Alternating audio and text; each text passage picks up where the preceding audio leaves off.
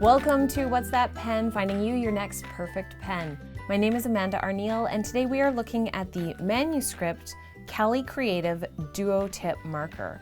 Now, the really nice thing about these is that, again, Hobby Lobby 40% to 50% off coupon, depends what the sale is.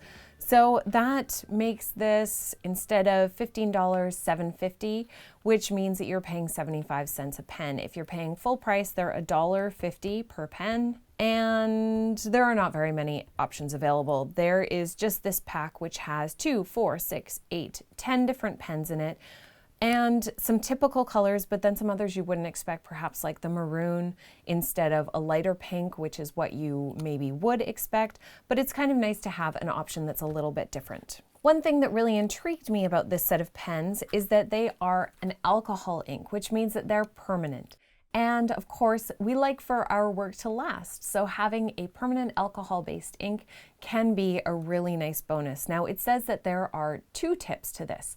Normally, when there are 2 tips to a pen, one of them is just a bullet tip and one is a brush tip, but in this case, both of them are brush tips. I'm a little bit concerned though, because they are also a felt-based brush tip. And unlike many small brush tips, which this one does say that it's a small brush tip, those typically don't have such a long brush area, and they usually have a nylon nib that's being held in by a base. So I'm already a little bit nervous about these ones, but let's jump in, test them out, and see what they're like. Since there's nothing listed on the packaging or on the website about being acid-free, leaning towards it not being acid-free, but not entirely sure. So inside we have our 10 pens. Let's pull these out. They are very beautifully designed. I mean, just the decorations on the end are really nice. And let's see if that corresponds to the size. It's kind of confusing because both pictures look really quite similar, but this one is slightly wider. So this is going to be our wider brush tip, and it is quite large. Looking at the packaging, I didn't expect it to be quite so big, but that's okay. Let's take a look at our smaller size.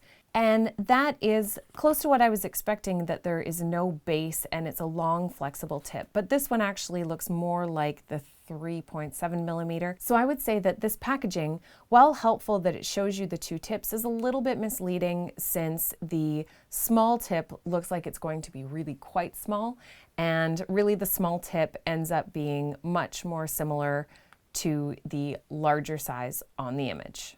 All right, so both sides are a brush nib, which is really, really nice. They are also a felt nib. And remember that the felt-based nibs, those are the ones that are going to break down more easily. Those are the ones that don't keep their shape and end up fraying. So that is one thing that you want to keep in mind anytime you have a felt-based marker.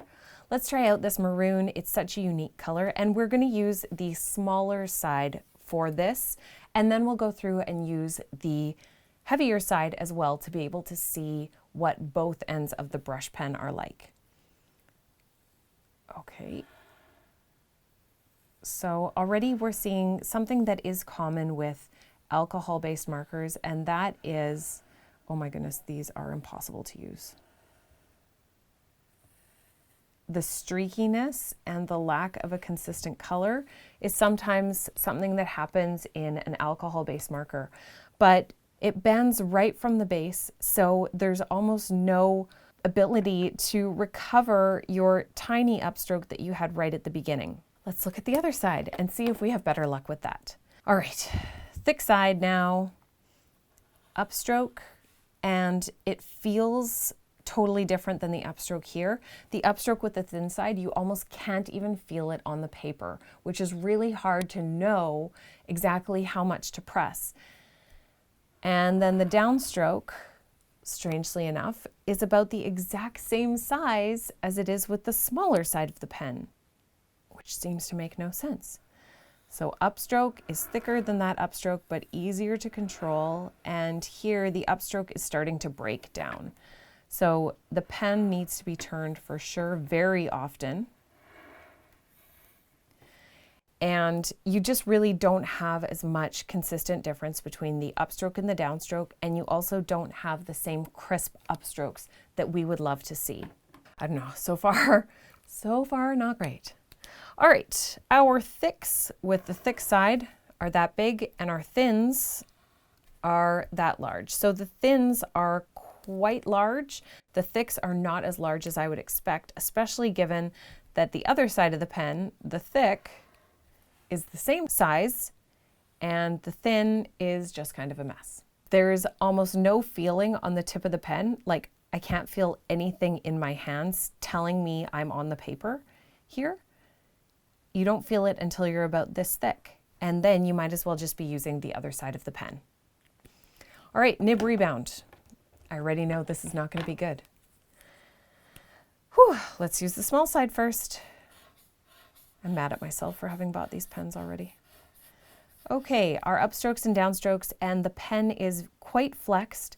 The whole way along, I could feel that the pen is only flexing at the base. It's not actually flexing throughout the length of the tip, which means that you have almost no control over getting back to those upstrokes. While the rebound, looking at the pen, doesn't look awful, there was no rebound doing the actual line itself. Getting back to those upstrokes was almost impossible. So I would say that it is, let's not try to use a fancy word, let's just say bad. It is not good at all. For writing size, I would say that using these pens, you'd have to write large because otherwise your upstrokes are too thick. But for the thickness of the downstrokes, you would be wanting to write at a medium size. So the upstrokes and downstrokes don't actually match to make a beautiful product. I'm really not excited about these pens. I'm mad that I wasted my $7.50 right now. All right, let's continue. Okay, juiciness. We're gonna use the thick side. Oh, that's a hideous color. Oh my goodness gracious. And spread across. Now, because it's alcohol ink, it dries super fast. So they are a drier type of pen. That was something as well that I noticed just from these upstrokes here. The thick side seems to be less dry than the thin side, but they are really nice and quick drying. That's a plus. Because they're alcohol ink, they do dry really quickly. I'm quite disappointed by the color of this orange. It looks very muddy, nothing like the bright color that you would expect from that cap. Same with the red. The red does the same sort of thing where it is more of a brownish red than the true red, similar to what you would see on the cap there. The maroon, it's not even maroon, it's pink. How did I not put that together? Oh, okay. So far, just disappointed all around. Okay, ease of transition. One thing that I notice is that the upstroke in this section is thinner than the upstroke in this section. So as soon as you start to use the pen, that upstroke almost disappears. The thin upstroke is gone. You end up having to move to quite a thick upstroke, and with the fact that you don't have an extremely thick downstroke, it doesn't give you that difference and distinction between the upstroke and downstroke that you need in order to have beautiful brush lettering. Also, not maroon, definitely pink. So the colors in this don't seem to correspond with the caps almost at all. They are alcohol, which is really nice, but all in all, I'm going to say that these were incredibly frustrating to use.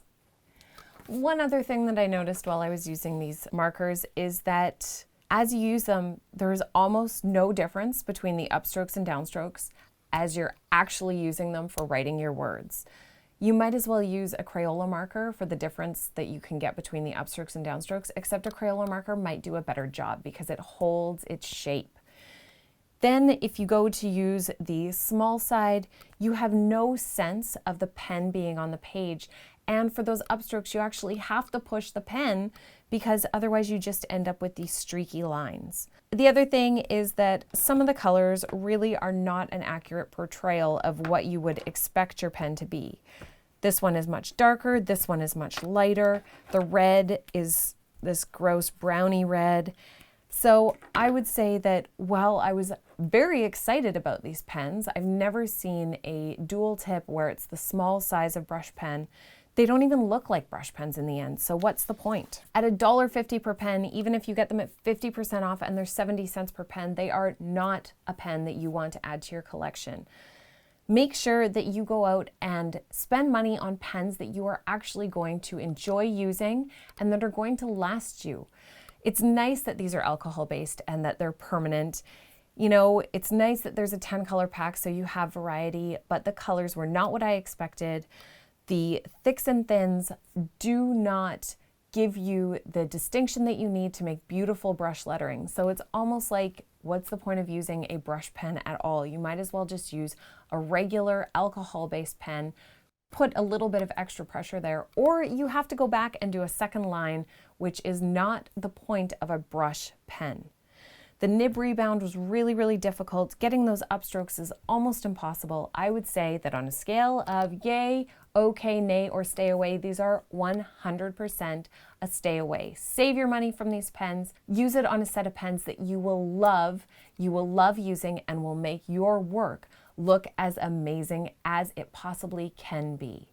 If you have an experience with these pens or you have other pens that you want me to review for you so that I waste my money and not yours, though I'm really, really frustrated about these pens, just put it in the comments down below and I will get to it as soon as I possibly can. Make sure that you subscribe so that you can find the perfect pen for you and not pens that will make you feel frustrated with either your writing, your lettering experience, or the pen itself. We want to make sure that you can find your perfect pen so that you can enjoy some happy lettering.